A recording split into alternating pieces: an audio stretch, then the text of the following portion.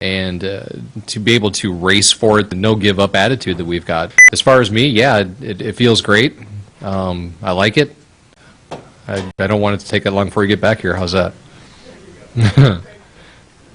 Going up front. Excuse me.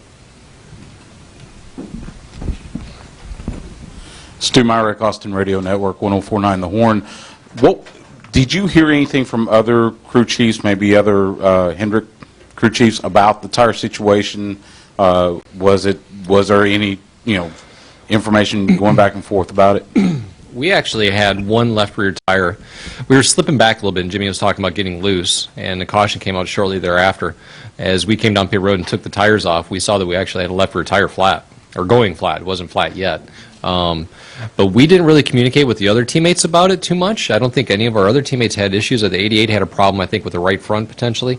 They were running in some pretty clean areas of the racetrack, so I wasn't too shocked that the 88 had some trouble. But again, I was kind of prepared for it. This track does that a lot, so we were pretty conservative on our settings, knowing that we didn't get any race trim practice to make sure that we wouldn't have a problem. And thankfully, we really didn't. But like I said, that one left rear tire we did have a small little problem with, but thankfully the caution came out and actually saved us. Any other questions? Let's go to Dustin. Dustin Long, NBC Sports. Chad, just trying to get a sense of perspective, looking at the 4-team and Rodney Childers, and this obviously the chase is a meat grinder, for 10 weeks anyway. They've had a lot of ups and downs. Rodney has from the running out of fuel at New Hampshire leading to all sorts of issues on and off the track, or on the track during the races. How do you, when you've had throughout all your chase experiences, how draining is that? I mean, this is already a mentally taxing thing, but to have ups and downs throughout a race, how does that wear, or how do you keep that from wearing, beating down a team or beating you down as a crew chief? You can't keep it from happening. It's very taxing. It's a challenge. It's an emotional challenge for sure. Honestly, the driver actually probably has it the best because he gets in there and he kind of gets in a little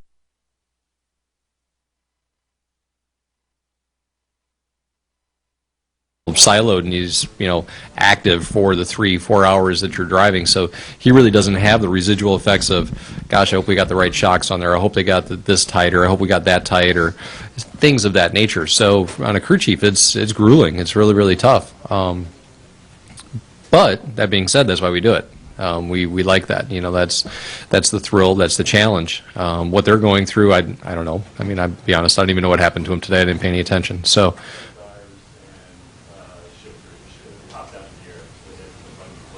yeah, so I don't know.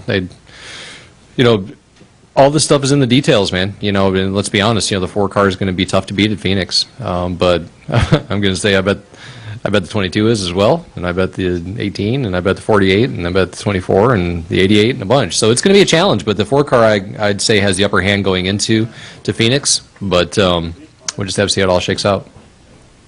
Brant. Brant James, USA Today Sports.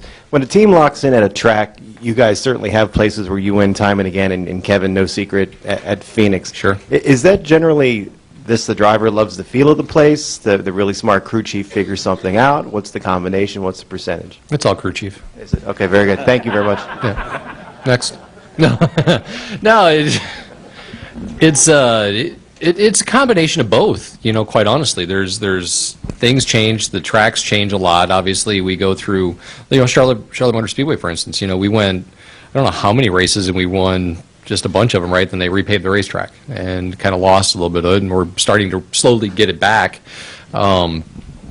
Martinsville is a challenge. Since they've changed some of the stuff, we've had difficulty getting back on top of it the way that we need to. Texas is one of those racetracks that fits Jimmy's style.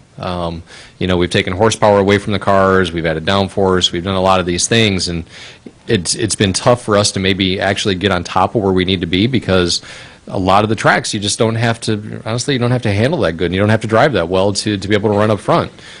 Texas is a racetrack where you've got to have a hell of a driver to be able to make it happen. Atlanta, Chicago's, places like that, Kansas, for instance. You really got to be able to be on your game to be able to run well with those tracks. So this really falls into Jimmy's wheelhouse, and I think what helps us is Jimmy needs to be able to drive the race car, and this is a track that you've got to drive.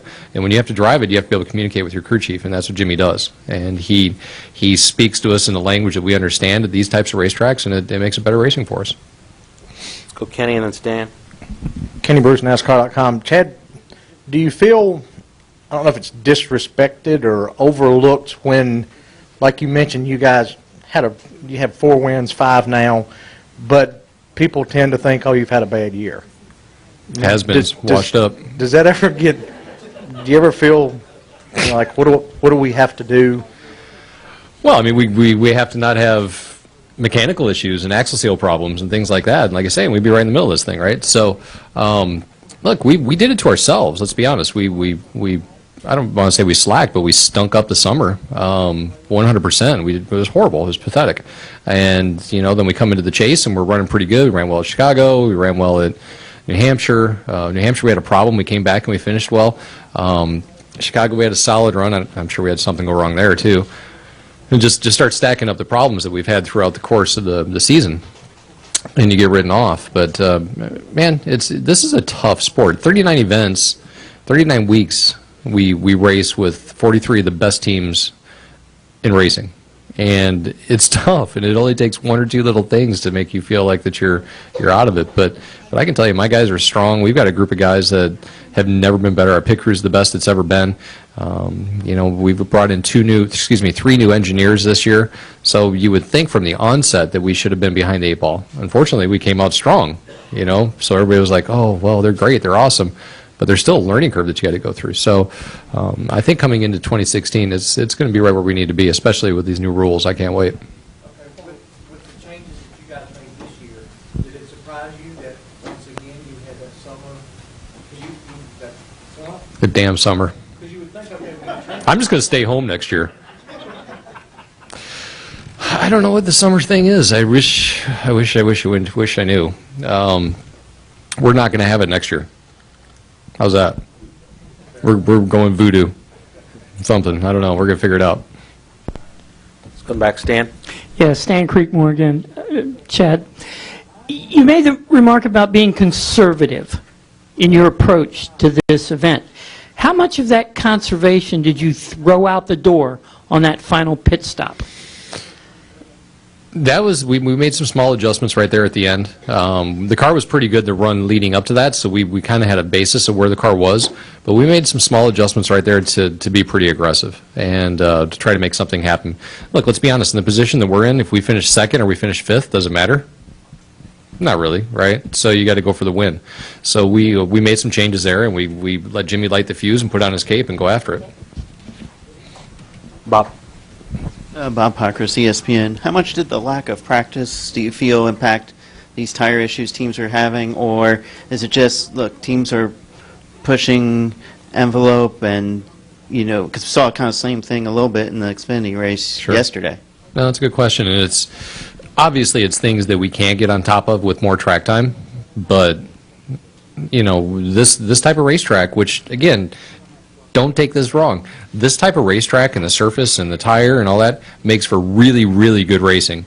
So don't think that we've got to go hyper-conservative the other direction and make it to where these tires don't wear out, because that's what we need. That's how you develop good racing and you have passing. So I think the lack of practice hurt some of the guys, and it's unfortunate for them. But this combination of tire and asphalt that we've got right now is actually what you're looking for if you want to have good racing. I don't know. You watched the race. I'm in the middle of the pit box. I don't know what was going on. You know more than I. But if they were tire rubs, then you know what that is. If the tires are worn out, then that's a different story. So I don't know the whole story on any of that stuff. I'll know after I watch the race next spring. Any other questions? One final question down here in the front. Stu Meyer again. There it goes. This is kind of a motorsports in general question, Chad. Do you feel like maybe there's kind of a renaissance? I mean, NASCAR is doing great, of course, but you're starting to see a little more popularity with other disciplines, say sport car racing, Le Mans, Formula One.